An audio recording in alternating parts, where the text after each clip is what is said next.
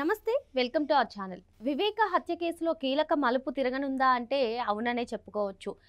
ఈ హత్య కేసులో కీలక అంశాన్ని రాష్ట్ర ప్రభుత్వం సుప్రీంకోర్టుకి నివేదించింది. మరి ఆ అంశం ఏంటి? ఇవన్నీ కూడా తెలుసుకునే ప్రయత్నం చేద్దాం. దీన్ని పూర్తిగా విశ్లేషించడానికి మనతో పాటుగా ఉన్నారు ప్రముఖ రాజకీయ విశ్లేషకులు అరిసిమేలి శ్రీనివాస్ గారు. సార్ నమస్తే.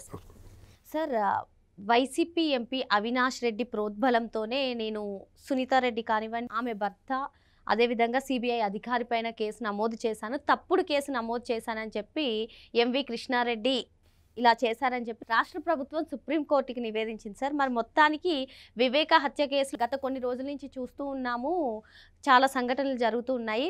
సో ఈ కేసు ఇంకా ముందుకు జరుగుతుందంటారా? ఏమంటారు? అసలు ఇప్పుడు సుప్రీంకోర్టు ఏం వెలువరించనుందంటారు? ఇప్పుడు జరిగింది ఏంటంటే, సునీతారెడ్డి గారిని జగన్మోహన్ రెడ్డి ఉన్న నాళ్ళ ముప్పు తెప్పలు పెట్టి 3 చెరువుల నీళ్ళు తగ్గించాడు. ఎక్కడా ముందు కదలనివ్వకుండా. అయినా సరే ఆవిడ ఏం పోరాటం ఎక్కడ ఆపలేదు. ఆవిడ పట్టుదల పోరాటం వల్లే సుప్రీంకోర్టుకి వరకు జోక్యం చేసుకుంది. సిబిఐ దర్యాప్తు సంస్థ అడుగుపెట్టింది. సిబిఐ కూడా రానివ్వకుండా ఇక్కడ వాళ్ళతో ముగ్గులేటేద్దామని చూశాడు. ఇదంతా ఏం లేదు, అలా దారిపోతావాడు చంపేసిపోయాడని చెప్పేసి ఆవిడ మీద తోచి ఉన్న వాళ్ళు చంపించేద్దాడు. అయితే ఆ కృష్ణారెడ్డి అన్న కూడా ఒక హెల్ప్ చేశాడు. విక్రాంత్ రెడ్డి గారి పిఏ అతను చూసినప్పుడు రక్తం మరకలు ఫోటోలు తీసి ఇవిడికి పంపినాడు అతనే. అందుకనే ఆవిడ పోస్ట్ మార్టం అడిగింది. తర్వాత కథ మనకు తెలిసిందే, అది హత్య కేసుగా నమోదైంది. వాళ్ళు సిట్ వేశారు, అది కొంతవరకు దర్యాప్తు చేశారు, కొంత ఎస్టాబ్లిష్ చేసినా కానీ మళ్ళీ దాన్ని ఆపేశాడు, స్లో చేసాడు. అప్పటి వరకు సిబిఐ కావాలని జగన్ మళ్ళీ సిట్ వేసేసి సిబిఐని వదిలేసాడు. అప్పుడు ఈవిడికి అనుమానం వచ్చి వాళ్ళ అన్నని అడిగింది. ఏంటిదంటే వాళ్ళ మధ్యలో కొంత చర్చ జరిగింది, వాదోపవాదాలు జరిగినాయి. అప్పుడు ఎందుకు నీకు ఏం కావాలో తీసుకుని వదిలే, అయిపోయింది పోయినోడు మళ్ళీ రాడు కదా, మనోడే కదా, మనం చంపుకున్నాం, వాళ్ళకి ఎందుకు మన గొడవ అన్నట్టుగా చెప్పారు ఏదో వాళ్ళు. ఇక ఇప్పుడు మాత్రం చాలా బాధపడింది. అయితే వాళ్ళు అన్ని రకాలుగా చూసి, అయితే ఏంటి ఇప్పుడు అవినాష్ రెడ్డి చంపాడు, నువ్వు వాడి మీద కేసు పెడతాడు, బీజేపీలో పోతాడు, నువ్వేం చేస్తావు అన్నట్టుగా మాట్లాడాడు. నీ పని అలా ఉందా అని చెప్పేసి ఆవిడ సిబిఐ కోరింది, సుప్రీంకోర్టుకి వెళ్ళింది, సిబిఐ దర్యాప్తుగా ఆదేశించారు. ఆ దర్యాప్తులో సిబిఐ బృందం ఏం చేసిందంటే ఈ కేసు మొత్తం ఎస్టాబ్లిష్ చేసి ఎలా జరిగింది ఏంటి, వాళ్ళకి ఒక అవగాహనకు వచ్చిన తర్వాత రీకన్స్ట్రక్ట్ చేసే సీన్లు వాళ్ళందరినీ పట్టుకుని మొత్తం మీద దాన్ని చాలా పగడ్బందీగా బిగించారు.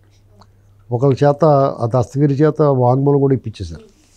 మిగతా వాళ్ళు కొంతమంది వాళ్ళ దుకాణం సర్దిచ్చేసారు. వాళ్ళు సిబిఐ వాళ్ళు కూడా బెదిరించారు. 2-3 అధికారులు మారారు. రామ్ సింగ్ గారి మీద కూడా కేసు పెట్టారు. ఆయన అరెస్ట్ చేయడానికి వెళ్తే ఆయన అడ్డుకున్నారు కొంతమంది అధికారులు, సిబిఐ అధికారులు చాలా న్యూసెన్స్ చేశారు. అతను బెయిల్ ఎప్పుడు వచ్చిందో, ఎప్పుడు అరెస్ట్ చేశారో తెలియకుండా బెయిల్ తెచ్చుకున్నాడు. అంటే మరి అలాంటివి ఉంటాయి మరి కోర్టులో గట్ట. ఆశ్చర్యపోకలేదు. ఫైర్ యాక్సిడెంట్లో నోట్లు దొరికినాయి అంటే మనం ఆశ్చర్యపోకలేదు. ఇలాంటివి చూసిన తర్వాత అనుమానాలు వస్తాయి అందరికైనా. అంటే ఈయన అలా చేశాడని మనం చెప్పలేం, కానీ ఏంటో ఎలాగ వచ్చిందో బాబు అనుకుంటాం మనం. ఇంకోటి ఏంటంటే వాళ్ళు ఏం బాధపడకూడదు, ఎందుకంటే ఇలాంటివి చూసిన తర్వాత ఎవడన్నా అంటాడు లోకులు పలు కాకులు అండి. ప్రజాభిప్రాయాన్ని మనం కప్పెట్టలేం, గుప్పిట్లో నిప్పును దాయలేం అన్నమాట. ఈ అవినాష్ రెడ్డి వాళ్ళ గ్యాంగ్ ఏంటంటే ఎలాగన్నా ఎవరినైనా ఎంత గొప్పవాళ్ళనో నయానో భయానో అదుపులో ఉంచుకోవచ్చని వ్యవస్థలను వీళ్ళు అత్యాచారం చేశారు. ఓ రకంగా చెప్పాడు, అందరిని అన్ని సిస్టమ్ని పాడు చేస్తారు. ఈవిడ మాత్రం ఎక్కడా మడం తప్పకుండా పోరాడుతుంది. వాళ్ళు ఏం చేశారు, కూతురు అల్లుడు చంపేశారు అన్నారు. ఇంకెంత దారుణమైన అభాండం అది. మన కళ్ళ ముందు ఎవడు చంపేసాడో, ఎవడు చంపుతుంటే ఎవడు చూసాడో, ఇవన్నీ మనకు వివేకమైన సినిమా వచ్చింది చూసారా మీరు. అది పర్ఫెక్ట్గా దస్తగిరి ఇలాంటి వాళ్ళు అందరూ చెప్పిన స్క్రిప్ట్ ప్రకారం తీశారు సినిమా. అది జరిగినట్టు అక్కడ జరిగిన సంభాషణలు కూడా అయ్యే అన్నట్టుగా తీశారు. వాళ్ళు కుక్కను చంపేస్తాం కానీ పెట్టారు. ఇప్పుడు ఆంగ్లీయులు హత్య అనేది సినిమా తీశారు.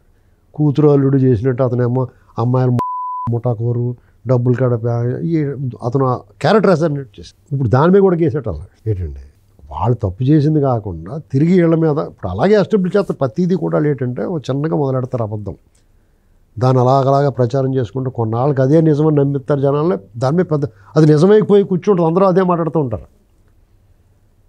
ఇప్పుడు సుప్రీంకోర్టుకి వెళ్ళిన తర్వాత అలా ఏంటి ఈ కథ, రోజువారీ విచారణకి ఎంతో రాని వీడు వేసిన దానికి రండ్రబాబు రోజువారీ విచారణకు అన్నారు. అప్పుడు ప్రభుత్వం వాళ్ళది ఉండేది కదా, అఫిడవిట్లు అయినా ఏమోనండి మాకు వెళ్దండి గుర్తులేదండి ఈ టైప్ చేసేవారు. ఇప్పుడు అలా కాదు, ప్రభుత్వం అవినాష్ రెడ్డికి వ్యతిరేకంగా ఇచ్చేసింది. ప్రభుత్వం మారింది కదా, వాళ్ళకి తెలిసిన నిజం ఉన్నదన్న ఫ్యాక్ట్లు ఇచ్చేశారు. ఇచ్చేస్తే ఇప్పుడు అతను బెయిల్ రద్దు అయిపోవచ్చు. అతను బెయిల్ రద్దు అయిపోయి లోపలికి వెళ్ళిపోతే నేను చెప్పేస్తానంతే అంటాడు. చెప్పి తీరాల్సి వస్తుంది. సూత్రధారులు కూడా దొరికేస్తారు ఇందులో. ఖచ్చితంగా అంతపురాన్ని తాకుతుంది ఈ కేసు. అంతపురం వాళ్ళు తప్పించుకోలేరు, జగన్మోహన్ రెడ్డి తప్పించుకోలేడు. ఎందుకంటే వాళ్ళు ఇప్పుడు సీమరాజా ఎవరో అన్నట్టు మా బాబాయ్ మేము చంపుకుంటే మీకెందుకు అని కూడా, మీ బాబాయ్ నువ్వు చంపుకున్నా లేకపోతే మీ ఇంట్లో కోడిని నువ్వు కోసుకున్నా నువ్వు ఎతోళ్ళు ఎందుకు ఊరుకుంటారు? ఎవరింట్లో కోడిని వాళ్ళు కోసుకుంటే పర్లేదు, కానీ మీ ఇంట్లో బాబాయ్ని మీరు చంపుకుంటూ ఊరుకోరు, చట్టం ఒప్పుకోదు. ఈ విషయంలో మాత్రం అవినాష్ రెడ్డికి వాళ్ళ గ్యాంగ్ మొత్తం అరెస్ట్ అవుతారు. పాపం అన్యాయంగా చచ్చిపోయారు కొంతమంది. పాపం మొన్న చిన్న కుర్రోడు ఆ డాక్టర్ అంటే మనం చచ్చిపోడు కాబట్టి పాపం అంటాం అనుకోండి, మామూలుగా గ్యాంగ్లో ఉన్నవాడే కదా. ఆ చచ్చిపోయిన అతను రక్తం తుడిచి కట్లు కట్టి కుట్లు వేసిన వాళ్ళే కదా. ఏమైనా ఇప్పుడు దస్తగిరన్న గుండెల మీద కూర్చున్నాడు కదా, గుద్దేసి చంపేసాడు కదా, అతని మీద కూడా మనం ఏం జాలి చూపించక్కర్లేదు. నిజం చెప్పాడు కాబట్టి కొంత కన్సర్న్ అంతే. వీళ్ళందరికీ ఖచ్చితంగా శిక్ష పడాలి. ఎందుకంటే వివేకానంద రెడ్డి గారు మంచోడో చెడ్డోడో అతన్ని హింసించి చంపారు. ఎవరో వాళ్ళ శత్రువులు కాదు, వాళ్ళ పగవాళ్ళు కాదు, వాళ్ళ ప్రత్యర్థులు కాదు, ఇంట్లో వాళ్ళు రోజు వచ్చిపోయే వాళ్ళు, అతను కూడా తిరిగి సహచరులు, తన అన్నగారికి తనకే నమ్మిన బంట్లు అనుకున్న వాళ్ళు చంపారు. ఇది అన్నట్లుగా ఎక్కువ బాధిస్తుంది అండి. చనిపోయేటప్పుడు కూడా శారీరకంగా ఈ హింస వల్ల వచ్చిన బాధ కంటే కూడా మానసికంగా దెబ్బతినిపోయాడు. ఇది బ్రూటల్ మర్డర్ అన్నమాట. అత్యంత క్రూరాతి క్రూరంగా చంపారు, కొట్టి కొట్టి నరికి నరికి చంపారు. ఇవన్నీ కూడా జగన్మోహన్ రెడ్డి దగ్గర నుంచి చూసినట్టు చెప్పాడు. ఏమో మరి దగ్గర నుంచి చూసేసి మళ్ళీ ఏమన్నట్టు హైదరాబాద్ వెళ్ళిపోయి మళ్ళీ వచ్చాడేమో అదే అనుమానం ఉంది నాకు. ఏంటండి మన అనుమానాలు ఆవిడ పట్టించుకుంటాడు. ఇప్పుడు గొడ్లు 5 సార్లు నరికాడు, అక్కడ నరికాడు ఇక్కడ నరికాడు అని చెప్తున్నాడు కదా, వాళ్ళకే తెలవలేదు. పోస్ట్ మార్టం చేసిన తర్వాత కూడా గొడ్లని తెలియదు ఎవరికైనా, డెడ్లీ వెపన్ అన్నారు. ఇతను ఏకంగా గొడ్లు అంటున్నాడు, ఏంటి అక్కడ కుర్చీ వేసి కూర్చున్నాడేమో అనుకుంటున్నాను నేను వీళ్ళు కొడుతున్నప్పుడు. లేదంటే ఆ కోణంలో ఎందుకు దర్యాప్తు చేయరు? ఇప్పుడు ఎంతసేపు అండి, ఇప్పుడు ఆ ముక్కల కింద నరికేసినప్పుడు కుర్చీ వేసి కూర్చుని చచ్చిపోయిన తర్వాత నేను గబక్కన హైదరాబాద్ వెళ్ళిపోయి రేపు వస్తాను రా బాబు అని చెప్పేసి వీళ్ళు అన్ని చూసుకోమని రాత్రి ఎంతసేపు వస్తారో రయ్యమని కారు మీద ఎవడ పట్టించుకుంటాడో, మాస్కులు గట్ట వేసుకొచ్చేయడం కొన్ని ఎవడ పట్టించుకుంటాడో, లేదా అద్దాలు ఎత్తుకోకుండా అక్కడ ఆకుండా వచ్చేయడం, పాస్ కూడా దిక్కుండా వచ్చేయడంకో ఎవడు తెలుస్తుంది.